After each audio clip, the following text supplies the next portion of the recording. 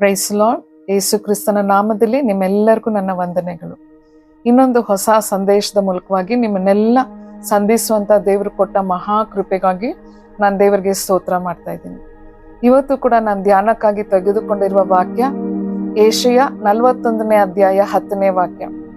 ಅಲ್ಲಿ ದೇವರು ಹೇಳ್ತಾರೆ, ನೀನಂತೂ ಹೆದರಬೇಡ, ನಾನೇ ನಿನ್ನೊಂದಿಗಿದ್ದೇನೆ. ದಿಗ್ಭ್ರಮೆಗೊಳ್ಳದಿರು, ನಾನೇ ನಿನ್ನ ದೇವರು. ನಾನು ನಿನ್ನನ್ನು ಬಲಪಡಿಸುತ್ತೇನೆ, ಹೌದು ನಿನಗೆ ಸಹಾಯ ಕೊಡುತ್ತೇನೆ, ನನ್ನ ಧರ್ಮದ ಬಲಗೆಯನ್ನು ನಿನಗೆ ಆಧಾರ ಮಾಡುತ್ತೇನೆ. ನೋಡಿ, ಮನುಷ್ಯರಿಗೆ ಯಾವುದೇ ಒಂದು ಕಾರ್ಯ ಆದ್ರೂ ಭಯ ಪಡ್ತಾನೆ ಇರ್ತಾರೆ. ಒಂದು ಎಕ್ಸಾಮ್ ಬರಿಬೇಕಾ, ಮಕ್ಕಳಿಗೆ ಏನ್ ಬರುತ್ತೆ? ಭಯ ಬರುತ್ತೆ. ಒಂದು ಪ್ರಮೋಷನ್ ಬರ್ಲಿಲ್ವಾ? ಭಯ ಬರುತ್ತೆ. ಯಾವ್ದಾದ್ರು ಒಂದು ಅನಾರೋಗ್ಯ ಬಂದ್ಬಿಡ್ತಾ, ಮನುಷ್ಯನ್ಗೆ ಏನಾಗತ್ತೆ? ಭಯ ಬಂದ್ಬಿಡುತ್ತೆ. ಆದ್ರೆ ನಮ್ಮ ಬೈಬಲಲ್ಲಿ ನೋಡಿ, ಎಷ್ಟು ಸತಿ ಭಯ ಪಡ್ಬೇಡ ಅಂತ ಬರ್ದಿದ್ದಾರೆ ಗೊತ್ತಾ? ಹೆದರ್ಬೇಡ ಅಂತ ಬರ್ದಿದ್ದಾರೆ ಗೊತ್ತಾ? ಒಂದೊಂದು ದಿನಕ್ಕೆ ಒಂದೊಂದ್ರಂತೆ 365 ಸಾರ್ತಿ ಇದರಲ್ಲಿ ಹೆದರದಿರು, ಭಯ ಪಡ್ಬೇಡ ಅಂತ ಬರೆಯಲ್ಪಟ್ಟಿದೆ. ಹಲ್ಲೆಲೂಯಾ. ದೇವ್ರು ನಮ್ಮನ್ನ ಎಷ್ಟು ಪ್ರೀತಿಸ್ತಾರೆ ನೋಡ್ರಿ. ಭಯ ಪಡ್ಬೇಡಿ ಅಂತ ಹೇಳ್ತಾರೆ. ನೀನ್ ಭಯ ಪಡ್ಬೇಡ, ನೀನ್ ಹೆದರ್ದಿರು, ನಾನೇ ನಿನ್ನೊಂದಿಗಿದ್ದೇನೆ ಅಂತ ಹೇಳ್ತಾರೆ. ದಿಗ್ಭ್ರಮೆಗೊಳ್ಳದಿರು ಅಂತ ಹೇಳ್ತಾರೆ. ಅಬ್ರಾಮ್ಗೆ ದೇವ್ರ ಆ ರೀತಿನೇ ಹೇಳಿದ್ರು.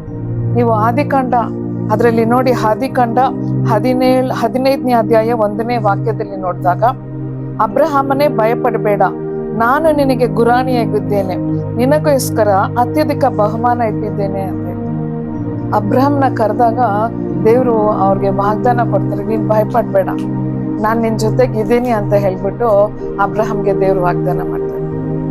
ನಾವ್ ಒಂದ್ಸತಿ ಸೇವೆಗೆ ಅಂತ ಹೇಳ್ಬಿಟ್ಟು ಒಂದು ಹಳ್ಳಿಗೆ ಹೋಗಿದ್ವಿ.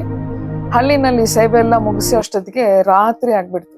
ನಾವು ತಿರುಗಿ ಬರ್ಬೇಕು ಅಂತ ಹೇಳಿದಾಗ ನಮ್ ಜೊತೆ ನಮ್ಮ ಮಕ್ಕಳು ಕೂಡ ಇದ್ರು. ಅವಾಗ ಅವ್ರಿಗೆ ತುಂಬಾ ಚಿಕ್ಕ ವಯಸ್ಸು. ಬರ್ತಾ ಇದ್ದಾಗ ಕತ್ಲೆ ಆಗ್ಬಿಡ್ತು. ನಮ್ಗೆ ಯಾವ ರೋಡ್ ಕೂಡ ಗೊತ್ತಿಲ್ಲ. ಆ ಸಮಯದಲ್ಲಿ ದೇವ್ರು ಈ ವಾಕ್ಯನ ನಮ್ಗೆ ಜ್ಞಾಪಕ ಮಾಡಿದ್ರು, ಭಯ ಪಡ್ಬೇಡ, ನಾನೇ ನಿನ್ನೊಂದಿಗಿದ್ದೇನೆ ಅಂತ ಹೇಳ್ಬಿಟ್ಟು. ಹಾಗೆ ನಾವು ಪ್ರೇಯರ್ ಮಾಡ್ಕೊಂಡೇ ಬಂದ್ರೆ ರೋಡೇ ಕಾಣಿಸ್ತಾ ಇಲ್ಲ. ಹಾಗೆ ನಾವು ಪ್ರೇಯರ್ ಮಾಡ್ಕೊಂಡು ಬಂದಾಗ ಈ ವಾಕ್ಯ ಬಂದ್ಮೇಲೆ ಹಾಗೇ ಸ್ವಲ್ಪ ಮುಂದೆ ಬಂದ್ಮೇಲೆ ಮೇನ್ ರೋಡ್ ಸಿಕ್ತು. ಹಾಗೇನೆ ನಮ್ಮ ಜೀವನದಲ್ಲಿ ಅನೇಕ ಕಾರ್ಯಗಳಲ್ಲಿ ನಮ್ಗೆ ಭಯ ಬಂದ್ಬಿಡುತ್ತೆ. ಏನ್ ತಿನ್ನೋದು, ಏನ್ ಕುಡಿಯೋದು, ನಾವೆಲ್ಲಿ ವಾಸ ಮಾಡೋದು ಅಂತ ಕೂಡ ಭಯ ಬರುತ್ತೆ. ಮತ್ತಾಯ 10:31 ನೋಡ್ತೀವಿ, ಯೇಸು ಸ್ವಾಮಿ ಹೇಳ್ತಾರೆ, ಆದದರಿಂದ ಹೆದರಬೇಡಿರಿ, ಬಹಳ ಗುಬ್ಬಿಗಳಿಗಿಂತ ನೀವು ಹೆಚ್ಚಿನವರು. ನೋಡಿ, ದೇವರು ಎಲ್ಲಾನು ಉಂಟು ಮಾಡಿದ್ದಾರೆ. ಸೃಷ್ಟಿ ಮಾಡಿದಾಗ ಭೂಮಿನ, ಆಕಾಶನ, ಸೂರ್ಯ, ಚಂದ್ರ ಎಲ್ಲಾನ ಉಂಟು ಮಾಡಿದಾಗ ಅದಕ್ಕೆ ದೇವರು ನಮ್ಮನ್ನ ವಿಶೇಷವಾಗಿ ಉಂಟು ಮಾಡಿದ್ದಾರೆ. ನೋಡಿ, ದೇವರು ಪ್ರಾಣಿಗಳಿಗಾಗಿ ತನ್ನ ಪ್ರಾಣವನ್ನ ಕೊಡ್ಲಿಲ್ಲ. ಯೇಸು ಸ್ವಾಮಿ ಆ ಶಿಲುಬೆನಲ್ಲಿ ಹಲ್ಲೆಲೂಯಾ ನಮಗೋಸ್ಕರ ತನ್ನ ಪ್ರಾಣವನ್ನ ಕೊಟ್ಟಿದ್ದಾರೆ. ಅಲ್ಲಿ ಕೂಡ ಅಲ್ಲಿ ಮರಿಯ ನಿಂತಿದ್ರೆ ಹೇಳ್ತಾರೆ, ಭಯ ಪಡ್ಬೇಡ, ಇವತ್ತಿಂದ ಯೋಹಾನ ತೋರಿಸ್ಬಿಟ್ಟು ಇವನೇ ನಿನ್ನ ಮಗ ಅಂತ ಹೇಳ್ತಾರೆ. ಹಲ್ಲೆಲೂಯಾ. ಈ ಸಮಯದಲ್ಲಿ ಈ ಸಂದೇಶನ ನೋಡ್ತಾ ಇರೋ ನೀವು ಯಾರೇ ಆಗಿದ್ರು, ಪರಿಸ್ಥಿತಿನ ನೋಡಿ ನೀವು ಭಯ ಪಡ್ತಾ ಇದ್ದೀರಾ? ನಿಮ್ಮ ಕುಟುಂಬದ ಪರಿಸ್ಥಿತಿ, ನಿಮ್ಮ ಮಕ್ಕಳ ಪರಿಸ್ಥಿತಿಯನ್ನ ನೋಡಿ ಭಯ ಪಡ್ತಾ ಇದ್ದೀರಾ? ದೇವ್ರು ಇವತ್ತು ನಿಮ್ಗೆ ವಾಗ್ದಾನವಾಗಿ ಕೊಡ್ತಾ ಇದ್ದಾರೆ. ಯೆಶಾಯ 41ನೇ ಅಧ್ಯಾಯ 10ನೇ ವಾಕ್ಯ, ಹೆದರದಿರು, ನಾನೇ ನಿನ್ನೊಂದಿಗಿದ್ದೇನೆ, ದಿಗ್ಭ್ರಮೆಗೊಳ್ಳದಿರು, ಹಲ್ಲೆಲೂಯಾ, ನಾನು ನಿನ್ನನ್ನ ನಡೆಸ್ತೀನಿ ಅಂತ ದೇವ್ರು ಹೇಳ್ತಾ ಇದ್ದಾರೆ. ದೇವ್ರು ನಮ್ಮನ್ನ ಕೈ ಹಿಡಿದು ನಡೆಸುವ ದೇವರಾಗಿದ್ದಾರೆ. ಮತ್ತಾಯದಲ್ಲಿ ನೋಡ್ತೀವಿ, 28ರಲ್ಲಿ ನೋಡ್ತೀವಿ, ಲೋಕದ ಅಂತ್ಯದವರೆಗೂ ನಾನು ನಿನ್ನೊಂದಿಗಿರುತ್ತೇನೆ ಅಂತ ದೇವ್ರು ವಾಗ್ದಾನ ಮಾಡ್ತಾ ಇದ್ದಾರೆ. ಹಲ್ಲೆಲೂಯಾ. ಈ ಸಮಯದಲ್ಲಿ ಎಲ್ಲ ಭಯ ನಿಮ್ಮನ್ನ ಬಿಟ್ಟು ತೊಲಗಲಿ ಯೇಸುವಿನ ನಾಮದಲ್ಲಿ. ಆ ಭಯದ ದುರಾತ್ಮ ಎಲ್ಲ ಬಿಟ್ಟು ತೊಲಗಲಿ ಯೇಸುವಿನ ನಾಮದಲ್ಲಿ.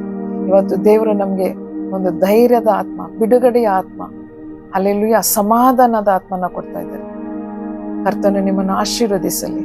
ಎಲ್ಲರೂ ಕಣ್ಗಳನ್ನ ಮುಚ್ಚಿ ಪ್ರಾರ್ಥನೆ ಮಾಡ್ಕೊಳ್ಳೋಣ. ನಮ್ಮನ್ನು ಅಧಿಕವಾಗಿ ಪ್ರೀತಿಸುವ ಪರಲೋಕದ ತಂದೆ, ಭಯ ಪಡ್ಬೇಡ ಅಂತ ಹೇಳಿದ್ದೀರಿ ಸಪ್ಪ. ಯಾರೆಲ್ಲ ತಮ್ಮ ಜೀವನದ ಬಗ್ಗೆ, ತಮ್ಮ ತಂದೆಯ ಸ್ತೋತ್ರ, ಹೌದು, ತಮ್ಮ ಮಕ್ಕಳ ಬಗ್ಗೆ, ಯಾವ್ಯಾವ ಕಾರ್ಯಕ್ಕಾಗಿ ಅವರು ಭಯ ಪಡ್ತಾ ಇದ್ದಾರೋ, ಯಾವ್ಯಾವ ಕಾರ್ಯಕ್ಕಾಗಿ ಹೆದರ್ತಾ ಇದ್ದಾರೋ, ಆ ಭಯನೆಲ್ಲ ನೀಗಿಸಲ್ಪಡಲಿ ಯೇಸುವಿನ ನಾಮದಲ್ಲಿ. ಯಾವ ಕಾರ್ಯದಲ್ಲಿ ಭಯ ಪಡ್ತಾ ಇದ್ದಾರೋ ಅಲ್ಲಿ ಅಪ್ಪ ನಿಮ್ಮ ತಂದೆ ಅದ್ಭುತ ಉಂಟಾಗಲಿ, ಅದ್ಭುತ ನಡೆಯಲಿ ಯೇಸುವಿನ ನಾಮದಲ್ಲಿ. ಒಂದೊಂದು ಕುಟುಂಬಗಳನ್ನು ಆಶೀರ್ವದಿಸಪ್ಪ, ನಿಮ್ಮ ಕೃಪೆಯಿಂದ ತುಂಬಿಸು. ಯೇಸು ಕ್ರಿಸ್ತನ ನಾಮದಲ್ಲಿ ಕರ್ತನೆ, ಆಮೇನ್, ಆಮೇನ್, ಆಮೇನ್. ನನ್ನ ಮನವೇ ಯೆಹೋವನು ಕೊಂಡಾಡು, ನನ್ನ ಸರ್ವೆಂದಗಳ ಆತನ ಪವಿತ್ರ ನಾಮವನ್ನು ಕೀರ್ತಿಸು. ನನ್ನ ಮನವೇ ಯೆಹೋವನು ಕೊಂಡಾಡು, ಕರ್ತನು ಮಾಡಿದ ಉಪಕಾರದಲ್ಲಿ ಒಂದನ್ನು ಮರೆಯಬೇಡ. ಆಮೆನ್. ಹಲ್ಲೆಲೂಯಾ. ಯೇಸು ಕ್ರಿಸ್ತನ ಕೃಪೆಯು, ದೇವರ ಪ್ರೀತಿಯು, ಪರಿಶುದ್ಧಾತ್ಮ ಅನ್ಯೋನ್ಯತೆ ಸಹವಾಸ ನಿಮ್ಮೊಂದಿಗೆ ಇರಲಿ. God bless you.